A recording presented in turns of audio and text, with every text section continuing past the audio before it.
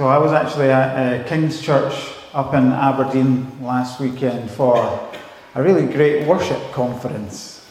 It was really encouraging, first of all, to see just how well this church is doing. It's a massive church in this little country of Scotland. It's really massive.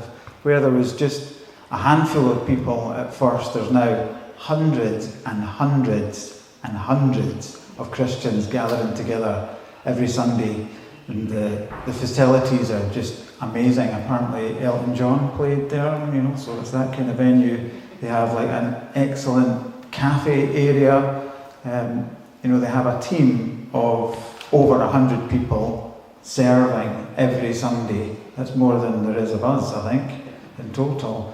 So they're just over 100 people just doing what needs done on a Sunday. They have this fancy stage and the great lighting and the booming sound system that really fills your chest. It's not everyone's cup of tea, but it's really quite something. It's very impressive. But I tell you what they don't have: basketball hoops. And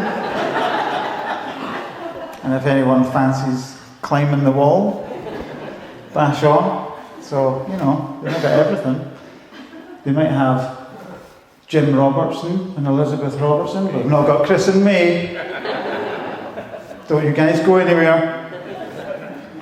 So the conference gathered a whole load of worship teams from all across Scotland, including some people who just love to worship, come in and join us. There was Nick Herbert and Ali Herbert from Gas Street Church were there, if you know who they are. Les Moyer, who was responsible for bringing Waymaker over from Africa, I believe. And Pete Wilson from Hillsong in London. And it was just so good, I should probably tell you what I did to pull up poor Alexander. The whole conference itself ended with a time where we were making songs up on the spot, just whatever was coming into our heart. And Nick Herbert was sort of coordinating it all. And the band had come off the stage, and we were all round in a circle. And there was this really beautiful man singing a lovely song from his heart. And then Alexander and I were beavering away in the background, thinking of a wee echo that we could do together, and I actually grabbed him by the hand, a fully grown man, up to the microphone, and we joined in, so we became part of the band for a moment. Was that all right, Alexander? Have you forgiven me for that? It was traumatic for a time, but... You did say it's the only time you see two men share a microphone. That's right, yeah. Yeah, Well, that's a lovely compliment for you, isn't it? Anyway, I took a lot away from the conference. I think this is being recorded and going online. I need to be careful what I'm saying. I took a lot away from the conference, and some of it I absorbed as personal learning that will come out in all sorts of different ways. And some of it I plan to share with the worship team. However, this morning I'm considering you all as part of the worship team here at St. Peter's. Is that all right? I hope that's okay.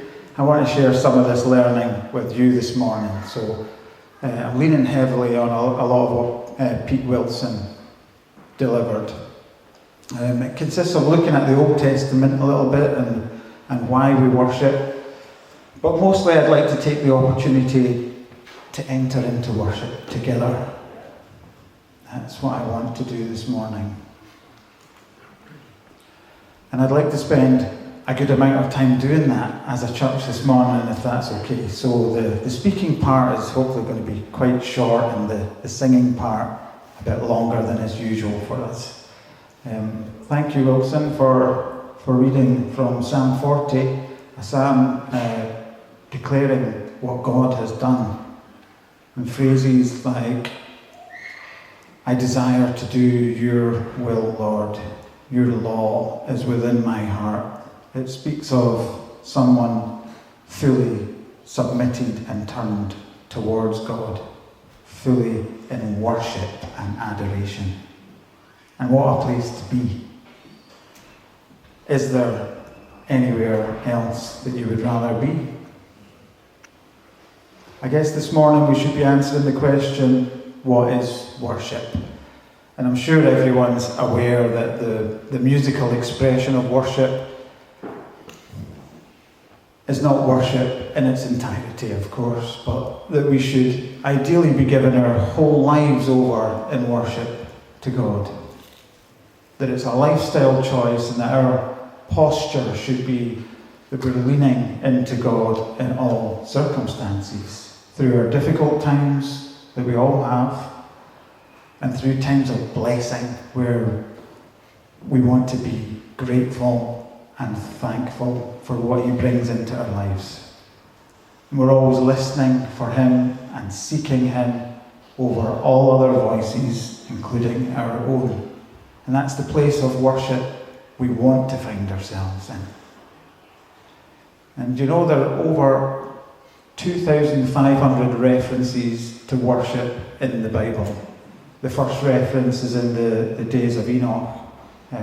Also, Abraham said he was going to worship God when he took Isaac up to offer as a sacrifice.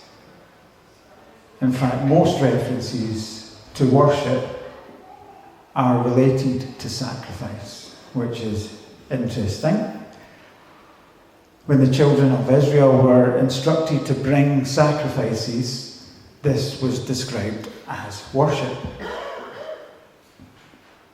And interestingly, the only place that actually offers a definition of worship, as I can see it, is in Romans 12, where it says, "Therefore, I urge you, brothers and sisters, in view of God's mercy, to offer your bodies as a living sacrifice, holy and pleasing to God. This is your true and proper worship." So, sacrifice is at the root of worship, as explained in Romans. So, how do we get to that place of true and proper worship? And to help understand that journey to that place, we need to look in Leviticus in the Old Testament.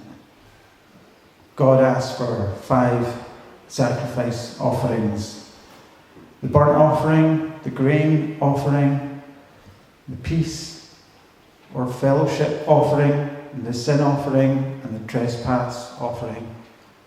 The burnt offering is actually the only offering where the entire animal was sacrificed on the altar. And this was symbolic of, I am consecrating my whole being, submitting everything to God. And the grain offering was where they would put their offering on the altar and then take something back to eat for themselves. And this symbolized the idea that I am in you, God, and you are in me, offering a picture of communion with God. And then there was the peace offering. This was a party of fellowship with one another. Then there is the sin offering. And these offerings, by the way, if you can picture the scene, the high priest would go into the Holy of Holies where others weren't allowed to go. And he would have a bell attached to his robe and a rope around his leg and carry an offering in on their behalf, on behalf of the people. And if the offering was accepted by God, the priest would live. And they would know the priest lived if they could still hear the bells. And if the priest didn't survive, then their offering was not accepted and they had a rope to pull the body back out. It's quite a hard... We're not doing that this morning, don't worry. It's a hard image for us to grasp from our perspective, isn't it? But that's how they did it. So there was this sin offering, sin towards God. And then there was a trespass offering, sins towards each other. And when those two offerings were accepted under the old covenant, you were considered forgiven and had right standing with God. And they believed that they were then literally one with God, and the God of all the miracles that they had seen along their journey through the wilderness. I can only imagine the confidence that would have gave them as they strode into battle against their enemies, being one with God. Very empowering image. So that's the Old Testament picture of worship. And now that we're in the New Covenant through Jesus and his perfect sacrifice, Jesus replacing the sacrificial system of the Old Testament with his own sacrificial death on the cross. A new covenant of grace through Jesus' sacrifice. Jesus is all five. So the burnt offering that symbolized total surrender and dedication to God. Jesus' sacrifice on the cross is seen as the ultimate act of full surrender and devotion to God. And his death is a complete offering of his whole body, beaten and bruised, to atone for our human sinfulness. And he finished it all for us. So just as the complete animal was sacrificed in a burnt offering, Jesus' work on the cross fully completes and replaces that ritual.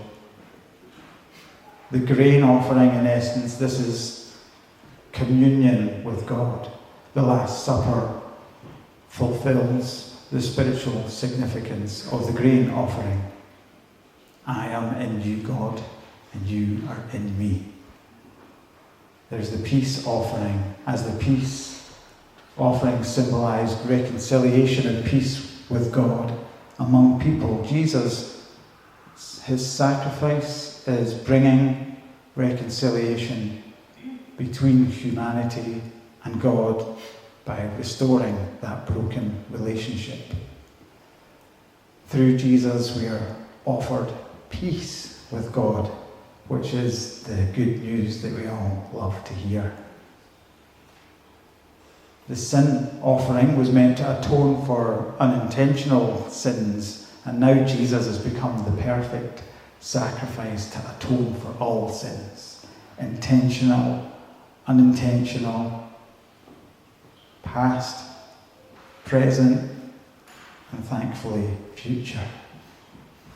So the trespass offering, or the guilt offering, was the restitution for sins committed against God or others.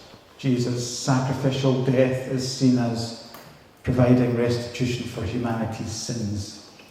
It's now through faith in Jesus that we receive forgiveness and are restored to a right relationship with God.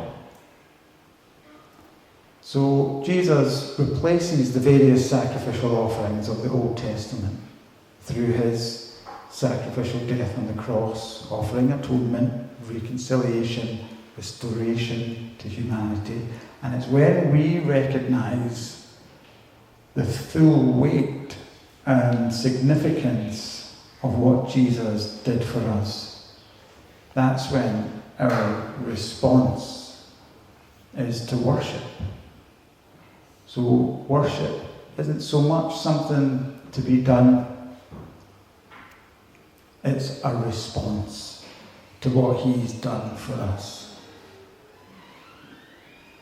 And when we put our faith in Jesus, we can live in the celebration of abundant life, knowing that we are right with God. Worship is a natural response to such wonderful sacrifice on our behalf.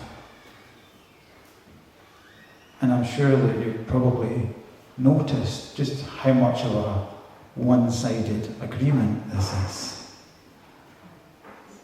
He freely hands us his strength, and in exchange we offer our weakness. He hands us his strength, and we offer him our weakness. I'll take that deal, thank you very much.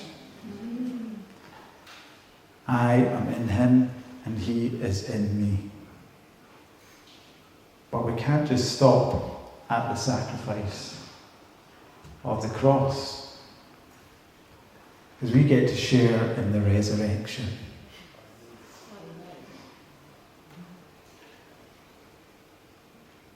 That's the real incredible news for us. We get to share in the resurrection. And just to try and solidify the magnitude of what this means for us, I love the perspective shift offered in 2 Corinthians 4. And this chapter in the NIV is entitled Present Weakness and Resurrection Life. And I think you have it on your notice sheet as well. This is what Jesus' death and resurrection achieves for us.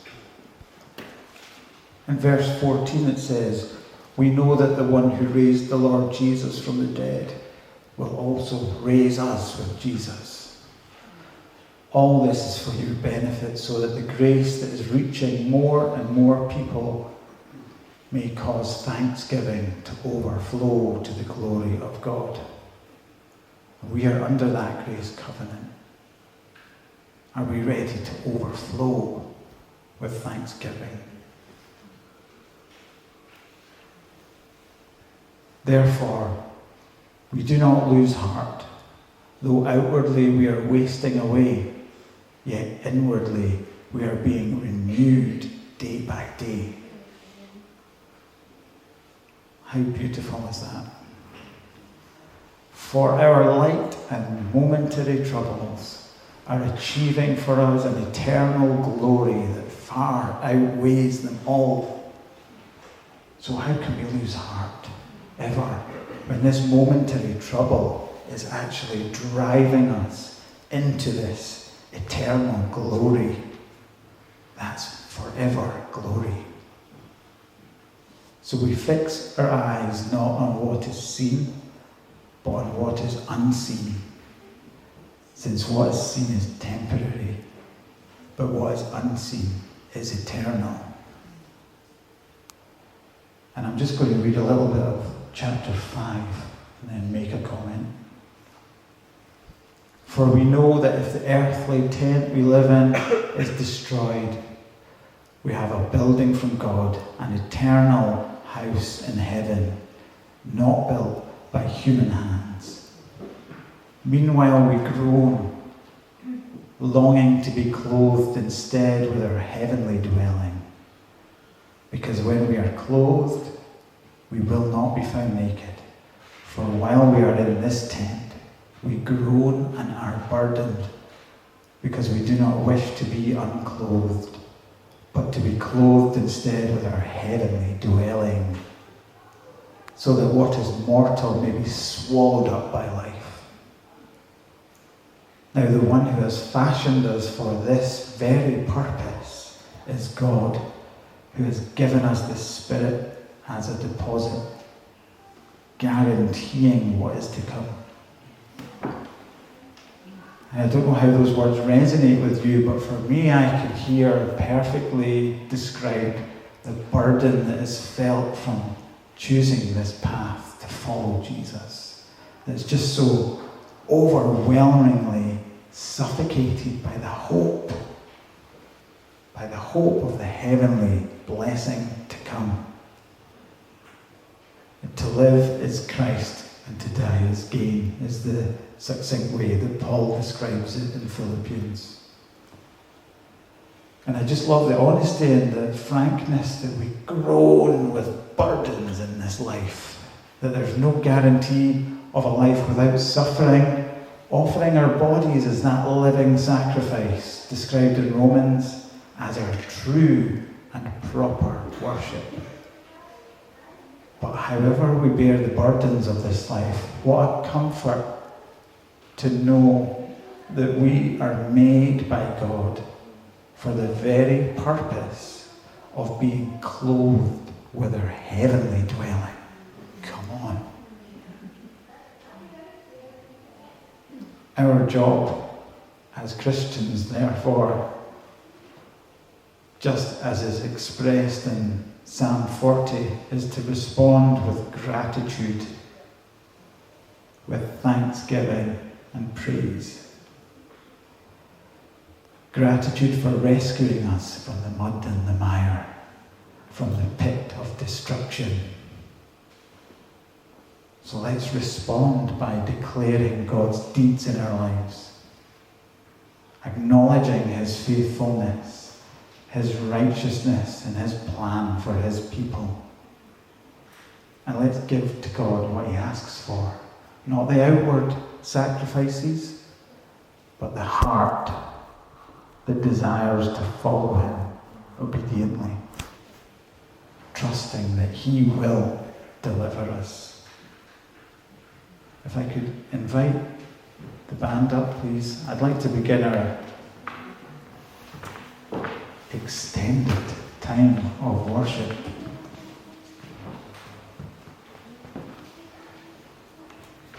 with a song of thanks for what He's done. And while we get that going, please just take a moment to quietly think of something that God has done or is doing in your life or someone else's life that you're thankful for. And just spend some time giving thanks in your heart. I know that He's at work in all of our lives. And despite the burdens that He might be carrying, He always gives us reasons to be thankful. Let's just take a moment.